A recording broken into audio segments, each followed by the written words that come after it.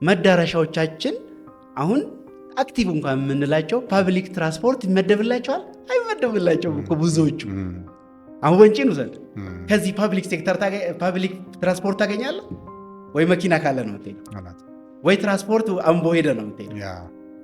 ትሬኒንግ መኖር አለበት ኦንጆብ። ይሄ ደግሞ ጋፕ ማዕከል ያደርጋል። ለአለማየሁና ለሙሐመድ ተመሳሳይ አይነት ትሬኒንግ ላያስፈልግ ይችላል።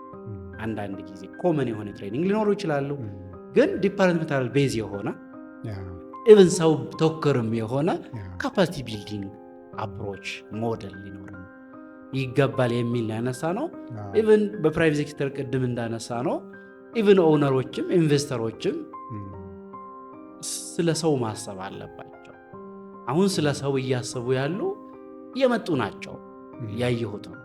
ለሰው ቅድሚያ ሰጥቶ ጥሩ ሰርቪስ ለመስጠት ሰው ላይ መስራት አለብን።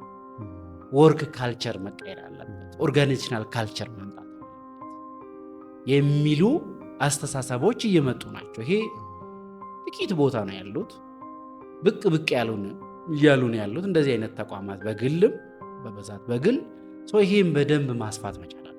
ይሄ መስተጋብር የያዘ ፕላትፎርም ከሌለ ካውንስል ልትለው ትችላለህ፣ ቦርድ ልትለው ትችላለህ፣ እንደሌላው ዓለም ማለት ነው።